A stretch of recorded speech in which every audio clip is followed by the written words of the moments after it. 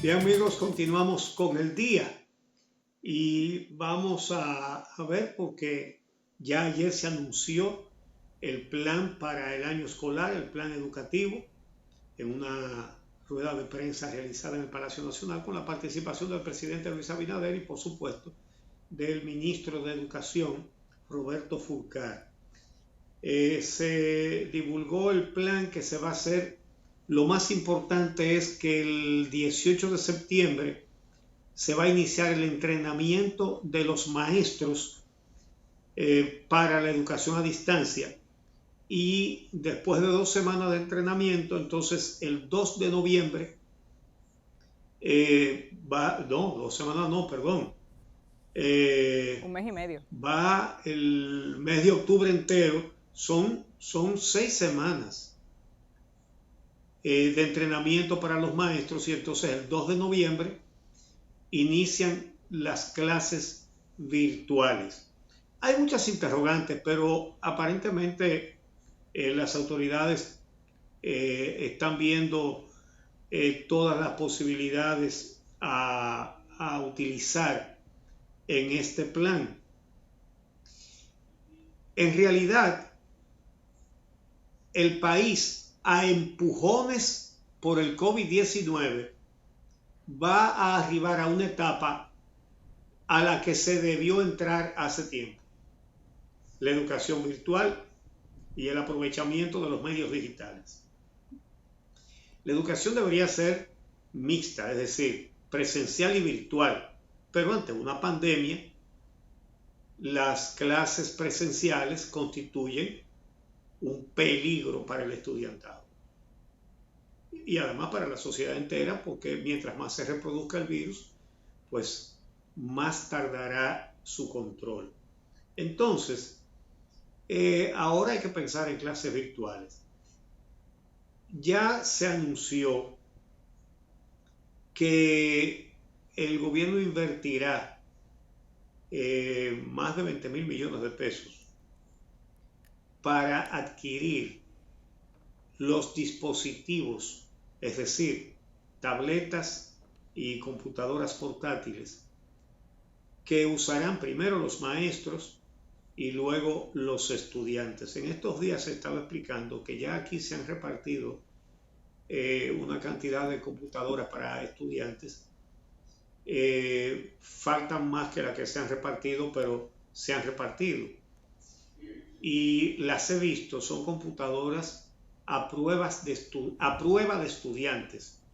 Se caen y no sufren daño. Se mojan y no les pasa nada. Y si se las roban, si salen del área donde están, se inutilizan. Es decir, que el que se las robe no las puede usar. Tienen muchas cosas interesantes, pero además hay plataformas importadas ya con toda la tecnología para las clases virtuales y funciona bien. Mi única interrogante en este sentido son las clases de temas locales, vale decir, geografía nacional e historia patria. Si no hay contenidos propios de las multimedias, propios de la educación virtual, preparados, hay que fajarse de inmediato a hacerlo. En todo caso, serían 2 excepciones y tendríamos que ver cómo pueden manejar eso. Pero la verdad es que hay muchísimos programas escolares para clases virtuales de prácticamente todas las asignaturas: matemáticas, química, sociales, naturales, en fin. Le ponen un cuerpo humano que lo bajan con la mano y lo ponen en pantalla, en fin. Hay contenido, por lo menos contenido que no tenga que ver con las particularidades de la educación dominicana. Repito, historia, geografía. Pero después de todo, hay de todo. Ya veremos cómo primero los maestros lo aprenden, que les va a dar más trabajo que a los estudiantes, porque los estudiantes son los seres de hoy, los que dominan todas esas tecnologías, que te cogen una tableta, una computadora, un celular y hacen maravillas. Ya vamos a ver si los profesores pueden cogerle el piso al asunto, porque eso es vital. Pero supongo que con tanto tiempo de entrenamiento como el que se ha anunciado, es todo el mes de septiembre, 2 semanas de septiembre y todo el mes de octubre, es mes y medio de entrenamiento. Eso supongo que será más que suficiente para que el 2 de noviembre estemos estrenando un sistema educativo de lo más interesante. El servicio, otro tema relevante es que el servicio de alimentación escolar llegará a los hogares de los estudiantes. Perdón, y además que se está involucrando a las compañías telefónicas porque se necesita la cobertura. Hay interrogantes en ese sentido también. Uno tiene que preguntarse, las empresas no producen más de lo que van a vender. Hacen un estudio del mercado y hacen un estudio del desarrollo de ese mercado y van preparando ofertas con un poquito de anticipación a la demanda. Un poquito, no se puede pasar demasiado. Pero aquí de repente vamos a agregar millones de usuarios del Internet. Las redes están preparadas para eso. Eso es algo que deben responder las telefónicas, pero es una inquietud, ¿verdad? Cuando haya millones de estudiantes conectados, resistirán las redes, no colapsarán, no se van a ralentizar, no se van a poner lentas. Esos son interrogados. Cada cosa nueva trae retos nuevos también. No estoy diciendo que las cosas no van a salir bien, estoy diciendo que hay algunos aspectos que hay que tomar muy en cuenta. ¿Qué tan rápido pueden las telefónicas prepararse para una demanda que de golpe va a subir muchísimo? De todas maneras, al final todo es positivo, porque todo país debe encaminarse a los medios digitales para todo. Aquí ya hay mucha gente, hay muchos trabajadores que están en las redes y que las están aprovechando. Realmente es un esfuerzo grande, una inversión grande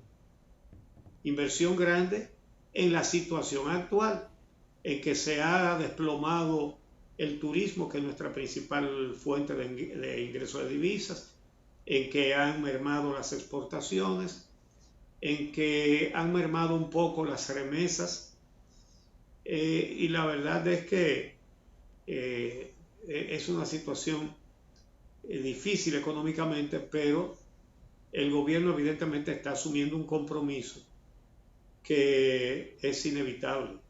La educación no puede parar.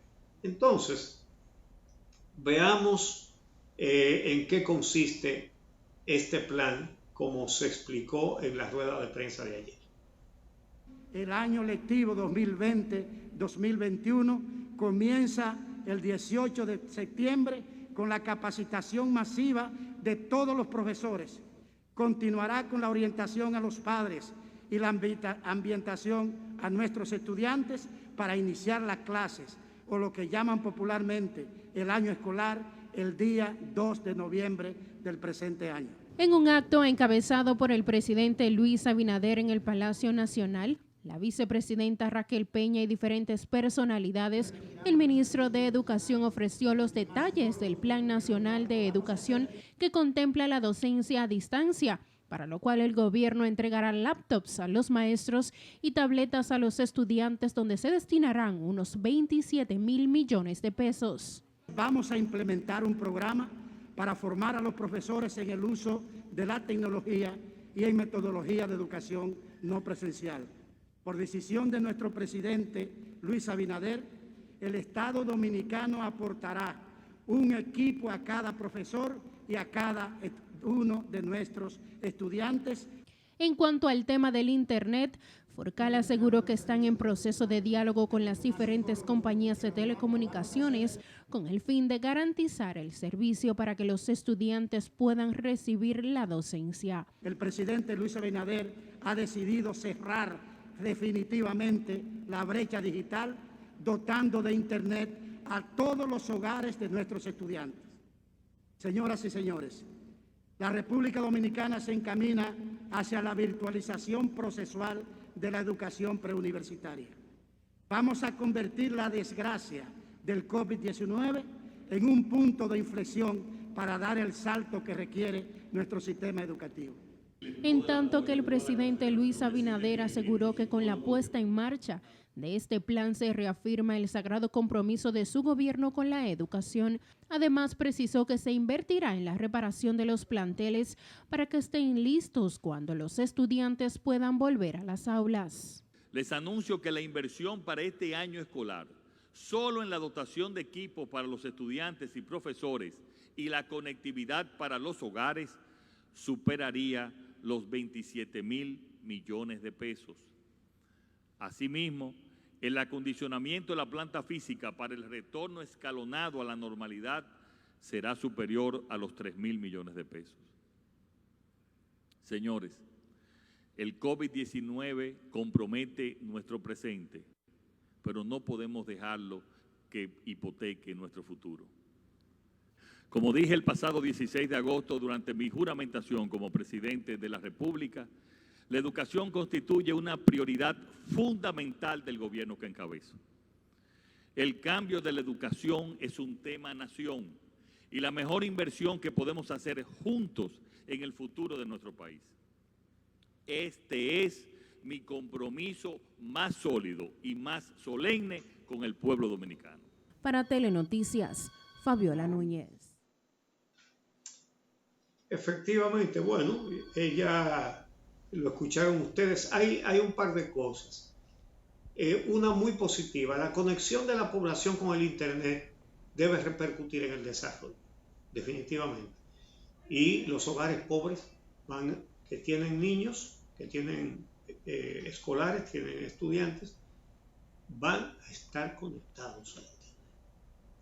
Eso es un gran paso.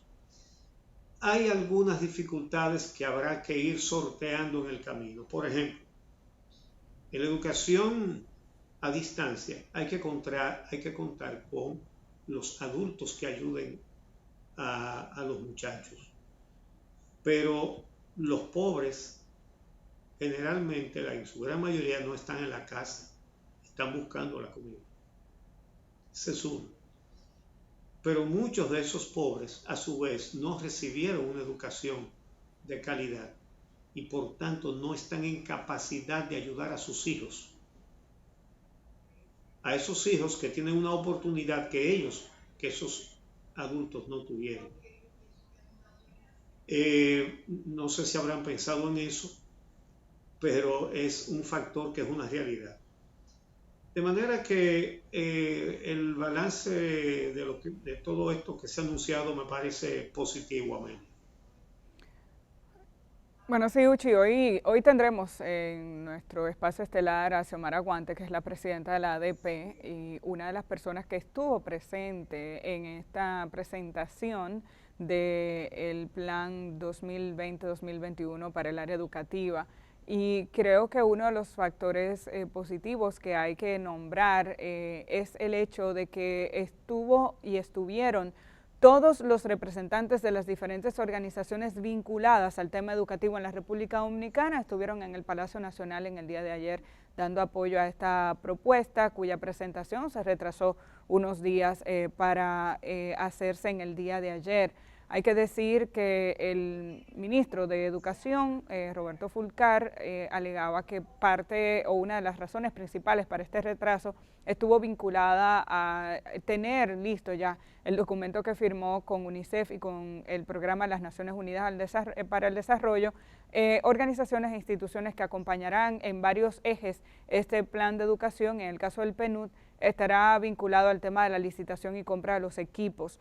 Este es un plan ambicioso, necesario, costoso, que definitivamente va a permitir que República Dominicana comience a dar ese proceso de transformación y un paso de cambio en esa distancia que hay efectiva y esa brecha que hay entre el acceso a tecnología que tienen los niños de clase media y media alta y los pobres de nuestro país. Es un plan extraordinariamente ambicioso que buscaría de forma paulatina ir acercando a cada uno de los estudiantes del sistema escolar público a una tableta, un equipo que le permita tener clases de manera virtual.